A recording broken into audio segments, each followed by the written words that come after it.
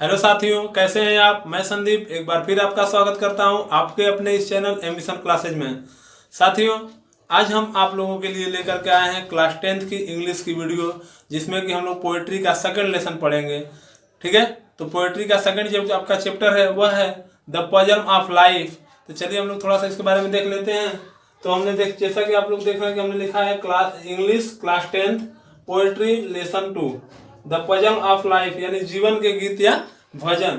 यानी कि जो पोएट है इसके, यानी जो कवि है वह H.W. लॉन्गफेलो हैं, जिनका जन्म 1807 में हुआ था और 1882 में यानी 1882 में इनकी डेथ हो गई थी, मृत्यु हो गई थी। ठीक है, तो इस जो पोयम है इसमें कवि ने, जो कवि मतलब कि कवि है वह बताते हैं लोगों से मतलब कि जीवन को, मतलब कि क्या है जीवन का उद्देश्य, क्या है और हमें जीवन में कैसा कार्य करना चाहिए और क्या नहीं करना चाहिए। ठीक है, तो इन सभी चीज के बारे में हम लोग इस कविता में पढ़ेंगे। तो चलिए हम लोग स्टार्ट करते हैं और देखते हैं आपका जो फर्स्ट स्टेंजा है। Life is earnest and the grave is not its goal, dust thou art to dust returnest is not spoken of the soul. ठीक है, तो चलिए देख लेते हैं जो इसमें इंपॉर्टेंट कुछ शब्द हैं उनको पहले लिख लेते हैं, उसके बाद उनका अर्थ देख लेते हैं, उनकी एक एक मीनिंग देख लेते हैं, उसके बाद इस स्टेंजा का हम लोग अर्थ लाइन बाय लाइन देखेंगे। ठीक है, तो चलिए देखते हैं हम लोग इसमें वो इंपॉर्टेंट वर्ड। तो जो इसमें इंपॉर्टेंट वर्ड है उनको हम देख लेते हैं। तो एक शब्द है अर्नेस्ट। अर्नेस्ट मतलब होता है दृढ़, दृढ़ संकल्प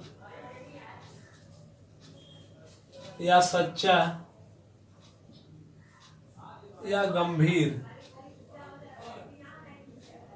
ठीक है, इसके बाद नेक्स्ट वर्ड है रियल। रियल मतलब होता है वास्तविक, वास्तविक। इसके बाद ग्रेव। ग्रेव मतलब होता है कब्र, कब्र। उसके बाद गोल। गोल का मतलब होता है उद्देश्य या लक्ष्य, उद्देश्य या लक्ष्य। उसके बाद है डस्ट। डस्ट का मतलब होता है धूल, और लेकिन यहाँ पे आपकी इसमें हो जाएगा मिट्टी से मतलब हो जाएगा। ठीक है, इस कविता में क्या हो जाएगा, मिट्टी।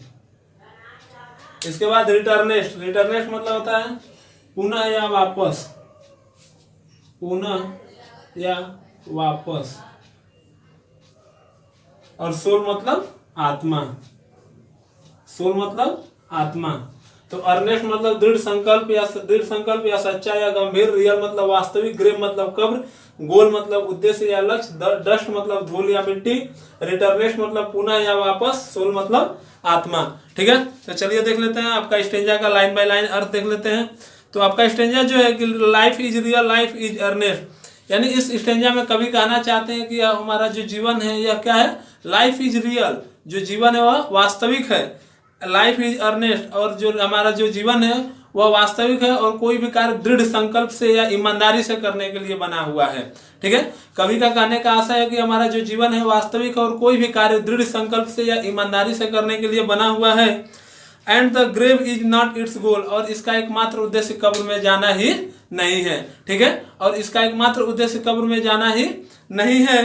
Dust thou art to dust returnest is not spoken of the soul. कवि कहते हैं कि यह जो हमारी शरीर है, दस्ट डू आर्ट, यह जो हमारी शरीर है यह मिट्टी की बनावट है, मिट्टी की एक कला है। ठीक है, टू डस्ट रिटर्नेस्ट, और इसे पुनः वापस मिट्टी में ही मिल जाना है। ठीक है, फिर से देख लीजिए, dust thou art dust to dust returnest. कवि का कहने का आशय यह है कि यह जो हमारी शरीर है यह मिट्टी की बनावट है, मिट्टी की एक कला है और इसे पुनः मिट्टी में ही मिल जाना है। Is not spoken of the soul, और यह बात आत्मा के लिए नहीं कही गई है। यानी कहने का अर्थ यह है कि आत्मा अजर और अमर है। ठीक है, तो चलिए नेक्स्ट स्टेंजा देख लेते हैं। तो चलिए नेक्स्ट स्टेंजा हम लोग देख लेते हैं। आपका जो सेकंड स्टेंजा है, not enjoyment and not sorrow is our destined and our way, but to act that is tomorrow find us farther than today. ठीक है, तो इसमें जो आपका इंपॉर्टेंट वर्ड्स है उनको हम पहले देख लेते हैं, उसके बाद फिर हम स्टेंजा का लाइन बाय लाइन अर्थ देखेंगे। तो चलिए देख लेते हैं। इसमें आपका वर्ड है इंजॉयमेंट। इंजॉयमेंट का मतलब होता है आनंद या खुशी, आनंद, आनंद या खुशी। ठीक है, आनंद या खुशी। वीडियो को अगर आप लोग देख रहे हैं तो प्लीज वीडियो को लाइक जरूर करें और इसे अपने मित्रों में अधिक से अधिक शेयर करें। आगे देखिए, सॉरो। सॉरो का मतलब होता है दुख, सॉरो का मतलब दुख।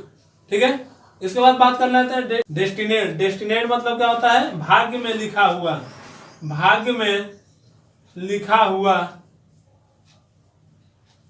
इसके बाद वे, वे मतलब होता है रास्ता, वे मतलब रास्ता।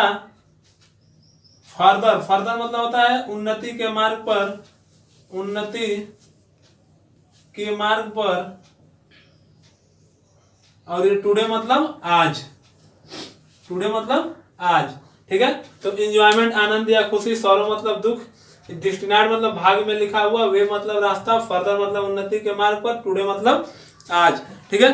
तो चलिए देख लेते हैं इस स्टेंजा का हम लोग लाइन बाय लाइन अर्थ। तो स्टेंजा है कि not enjoyment and not sorrow, not enjoyment and not sorrow is our destined in our वे।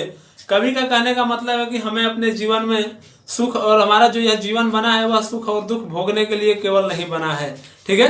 हमारा यह जो जीवन है वह केवल सुख और दुख भोगने के लिए नहीं बना है, और न ही हमें अपने कार्य को भाग्य के भरोसे पर छोड़ने के लिए बना हुआ है, ठीक है। कहने का मतलब यह है कि हमें अपने जीवन में हमेशा यही नहीं सोचना चाहिए कि हमेशा हमें खुश ही रहेंगे या हमेशा हम दुखी रहेंगे, ठीक है। और न ही हमें अपने किसी भी कार्य को भाग्य के भरोसे छोड़ देना चाहिए कि हमारा यह जो कार्य है यह भाग्य में होगा तो होगा, नहीं तो नहीं होगा, ठीक है।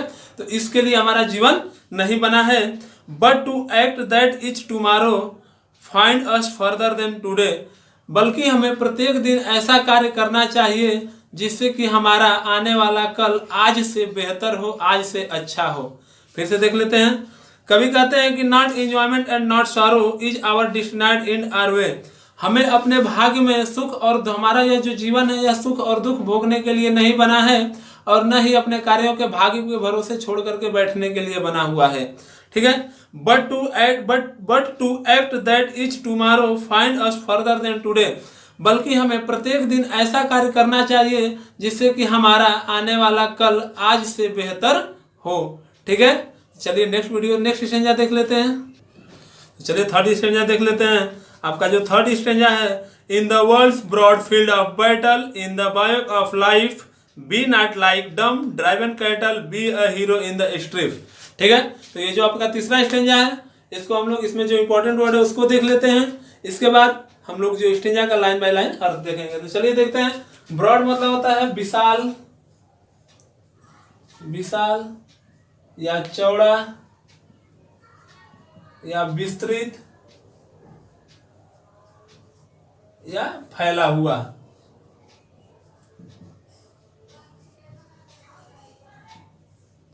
ठीक है। इसके बाद बात करते हैं फील्ड। तो फील्ड का मतलब मैदान या खेत, मैदान या खेत। इसके बाद बात कर लेते हैं बैटल। तो बैटल मतलब होता है युद्ध, युद्ध। बायोक मतलब होता है अस्थाई पड़ाव, अस्थाई पड़ाव। इसके बाद डम, डम मतलब होता है गूंगा,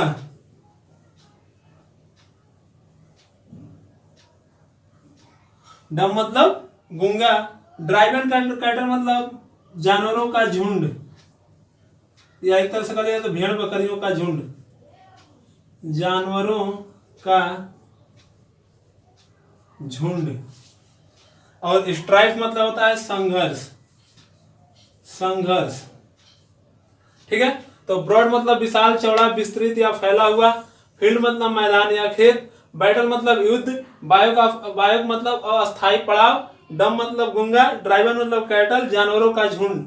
ड्राइवन कैटल मतलब जानवरों का झुंड, ठीक है। और स्ट्राइव मतलब संघर्ष। तो चलिए देख लेते हैं हम लोग स्टेंजा का लाइन बाय लाइन अर्थ देख लेते हैं। तो आपका जो फर्स्ट लाइन है वह कह रहा है कि in the world's broad field of battle, यह जो हमारा संसार है यह एक बहुत बड़ा युद्ध का मैदान है। यह जो हमारा संसार है यह एक बहुत बड़ा युद्ध का मैदान है, युद्ध का क्षेत्र है। In the bivouac of life, जिंदगी के इस अस्थायी पड़ाव पर, जीवन के इस अस्थायी पड़ाव पर, be not like dumb driven cattle, हमें भेड़ बकरियों के झुंड की तरह या गूंगे बहरों के झुंड की तरह हमें नहीं रहना चाहिए, ठीक है। हमें गूंगा बहरा बन के या भेड़ बकरियों के झुंड की तरह नहीं रहना चाहिए। B a hero in the street, बल्कि हमें जीवन में एक योद्धा की तरह, एक नायक की तरह संघर्ष करना चाहिए, एक वीर सिपाही की तरह हमें संघर्ष करना चाहिए। फिर से देख लीजिए, in the world broad field of battle in the bivouac of life. कवि कहते हैं कि हमारा जो जीवन है, यह जो हमारा संसार है, यह एक बहुत बड़ा युद्ध का मैदान है। यह जो हमारा संसार है, यह एक बहुत बड़ा युद्ध का मैदान है। In the bivouac of life, जीवन के इस अस्थायी पड़ाव में, यानी जो हमारा जीवन है, यह जो कभी रुकने वाला नहीं है। ठीक है, जो जीवन का चक्र है वह क्या है, हमेशा चलता रहता है ना।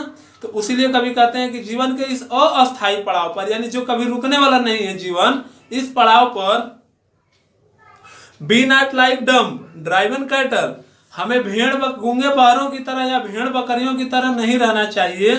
B a hero in street, और हमें एक वीर योद्धा की तरह या एक वीर सिपाही की तरह हमें संघर्ष करते रहना चाहिए। ठीक है, तो चलिए हम लोग देखते हैं नेक्स्ट स्टेंजा। तो चलिए देखते हैं आपका जो लास्ट स्टेंजा है इस पोयम का। Let us then be up and doing with a heart for any fate, still achieving still pursuing, learn to labour and to wait. ठीक है, तो चलिए देख लेते हैं। फेट मतलब होता है भाग्य, फेट मतलब भाग्य।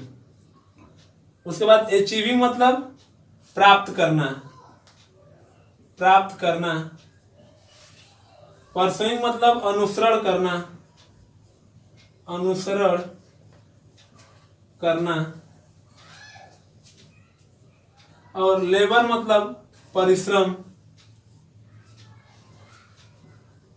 या कठिन कार्य, परिश्रम करना या कठिन कार्य करना। वेट मतलब इंतजार करना। तो फेट मतलब भाग्य, अचीविंग मतलब प्राप्त करना, परसुइंग मतलब अनुसरण करना, लेबर मतलब परिश्रम, वेट मतलब इंतजार करना। ठीक है, तो चलिए देख लेते हैं हम लोग जो आपका स्टेंजा का लाइन बाय लाइन और देख लेते हैं। Let us then be up and doing with a heart for any fate. कवि जो है वह कहते हैं कि चलो उठो और अब से, चलो उठो और अब से बिना परिणाम की इच्छा किए हुए साहस से अपने कार्य में लग जाओ। कवि कहते हैं कि चलो उठो और अब से बिना फल की इच्छा किए हुए, बिना परिणाम की इच्छा किए हुए परिश्रम के साथ अपने कार्य में लग जाओ। ठीक है, still achieving still pursuing, learn to labour to and to wait. यानी कहने का मतलब उनका है कि हमें अपने कार्य को लगातार करते रहना है, हमें अपने कार्य को लगातार करते रहना है, किसी का इंतजार नहीं करना है। हमें अपने कार्य को लगातार करते रहना है परिश्रम के साथ, बिना किसी के इंतजार किए हुए। ठीक है, तो इस स्टेंजा को एक बार फिर से देख लेते हैं। Let us then be up doing still with let us then be up doing with a heart for any fate, still achieving still pursuing, learn to labour and to wait. यानी कुल मिला के जो स्टेंजा का अर्थ है वह कवि कहते हैं कि चलो उठो, मनुष्य को कहते हैं कि चलो उठो और अब से बिना किसी फल की इच्छा किए हुए, बिना किसी परिणाम की इच्छा किए हुए अपने कार्य का अनुसरण करते हुए परिश्रम के साथ, बिना किसी के इंतजार किए हुए अपने कार्य को करते रहो। ठीक है, तो ये था आपका इस पोयम का लास्ट स्टेंजा। तो अगर आपको हमारे इस स्टेंजा में या हमारे पढ़ाए हुए में अगर कोई प्रॉब्लम होगी तो हमारे कमेंट बॉक्स में कमेंट करिएगा और बताइएगा कि यह वीडियो आपको कैसी लगी हो, या अगर कोई प्रॉब्लम हुई तो बताइएगा कि कहाँ प्रॉब्लम हुई है, कहाँ नहीं समझ में आया है। हम आपको फिर से उसका स्टेंजा का वीडियो बना के आपको विस्तृत रूप से दे देंगे। तो हम अपनी वीडियो को यही समाप्त करते हैं। तो यदि आपको हमारी यह वीडियो अच्छी लगी हो तो वीडियो को प्लीज़ लाइक करें, अपने दोस्तों में से अधिक शेयर करें ताकि वो लोग भी लाभ ले सकें। और यदि आप हमारे इस चैनल पर नए हो तो हमारे चैनल को प्लीज़ सब्सक्राइब कर लें और बेल आइकॉन जरूर दबाएं ताकि हमारे वीडियो का नोटिफिकेशन सबसे पहले आप तक पहुँचे। तो मिलते हैं अगले वीडियो में, तब तक के लिए जय हिंद जय भारत।